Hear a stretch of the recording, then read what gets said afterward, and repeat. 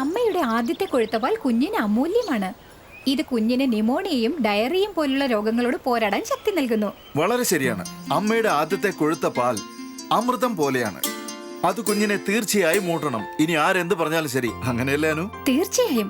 ജനിച്ച 1 മണിക്കൂറിനകം കുഞ്ഞിന് അമ്മയുടെ ആദ്യത്തെ കൊഴുത്ത പാൽ തീർച്ചയായും നൽകേണ്ടതാണ്. അതല്ല ചേട്ടാ, 6 മാസം ആകുന്നതിന് മുമ്പ് മുലപ്പാലല്ലാതെ മറ്റെന്തെങ്കിലും കഴിച്ചാ പ്രതാപനാകില്ല, പശുക്കിടാവേ ആകൂ. മനസ്സിലായോ? ജനിച്ച ആദ്യത്തെ 6 മാസം വരെ കുഞ്ഞിന് വെറും മുലപ്പാലല്ലാതെ മറ്റൊന്നും തന്നെ കൊടുത്തു. അമ്മ നോക്ക്, കുഞ്ഞു മോൾക്ക് 7 മാസമായി കഴിഞ്ഞു. ഇനി മോൾക്ക് ആഹാരം കൊടുക്കണം, കുഞ്ഞ് കരഞ്ഞില്ലെങ്കിൽ കൂടി. പിന്നെ ഇപ്പോ മോൾക്ക് ദിവസത്തിൽ കുറഞ്ഞത് 3-4 പ്രാവശ്യം ആഹാരം കൊടുക്കണം. അതെ, 7-ാം മാസം തൊട്ട് കുഞ്ഞിന് മയമുള്ള ഞവടി ഉടച്ച ധാന്യങ്ങൾ, പരിപ്പുകൾ, പച്ചക്കറികൾ, പഴങ്ങൾ ഇവ അല്പാൽപമായി കൊടുത്തു തുടങ്ങുക. ദിവസവും 3-4 പ്രാവശ്യം. പിന്നെ കുഞ്ഞിന് മുലയൂട്ടുന്നത് തുടരുക. അപ്പോൾ 4 കാര്യങ്ങൾ ഓർമ്മയുണ്ടല്ലോ നിങ്ങൾക്ക്. 1. ഗർഭവതിക്ക് പോഷകാഹാരം. 2. ആദ്യത്തെ മഞ്ഞപ്പാൽ അതിവിശേഷം.